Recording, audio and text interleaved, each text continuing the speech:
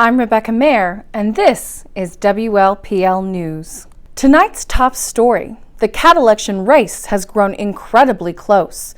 Garfield's is still in the lead, but by a small margin, with Blue Star following close behind. To fans of Pete the Cat and the Cat in the Hat, the race is not over yet. You still have time to vote. You can find a link to the voting form for the cat election in the description below. Next up, despite the drama from my last interview, I decided to go back out to the streets and interview some calico constituents from all around. Here's that footage. Who do you feel that you will be voting for this November?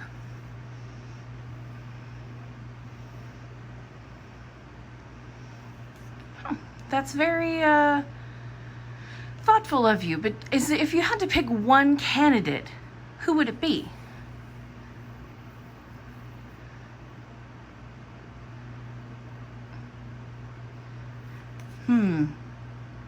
You like all the candidates? Well, would it make a difference if you found out that your little brother Capitan is voting for Pete the Cat?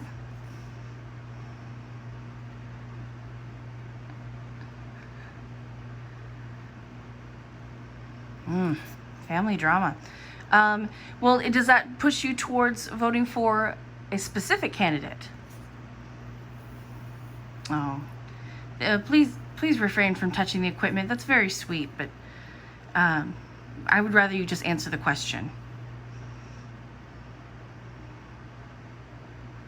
I'm here with Bella, who has some strong opinions about the campaign of Pete the Cat.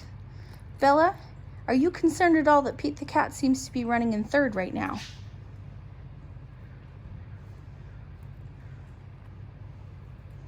You seem to like your treats. Are you more interested in what Garfield offers in his Lasagna for Votes program?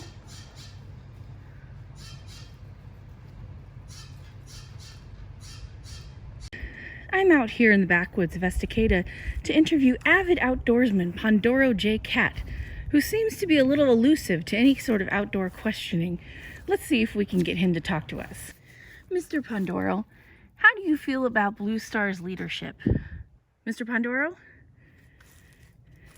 Are you concerned about Garfield's rise in extra votes?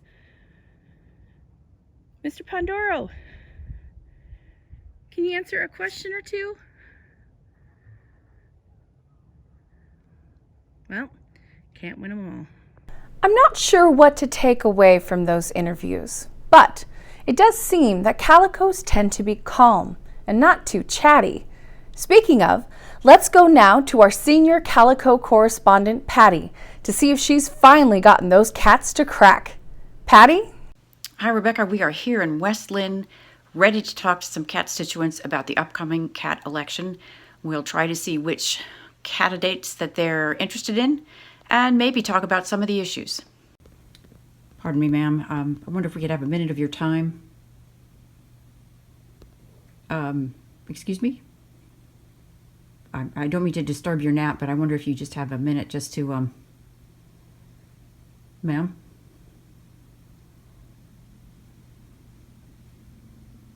Ma'am? Well, we'll move on to someone else. Sweet dreams. Excuse me, ma'am? Ma'am? I can see you're at home. I was wondering if we could have a minute of your time, talk about the cat election. Oh, what about you, miss? Would you like to talk about the candidates? No? Ma'am? Hello? Hello? Oh,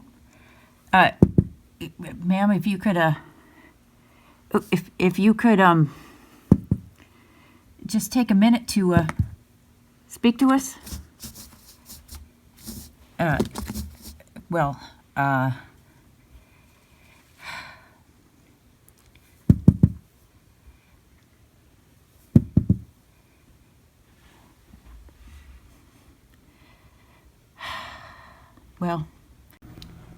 ma'am, I'm wondering if you have just a minute of your time just to talk to us about the cat election. Would you mind talk to us about your party? Oh, Oh, well, okay. That's a very expensive piece of equipment, ma'am. If you could not bite the microphone, ma'am, please. No, madam. Boy, I didn't think that was an offensive question. Republican or Democrat or an independent dog? Oh, madam, okay. Maybe, you know what? I think we're going to end this interview. Back to you in the studio, Rebecca. Oh, Patty, you did great. But as we've learned this month, there's no human that can stand against a cat's indifference or apathy. I do know one reporter who will be getting a box of chocolates for her efforts.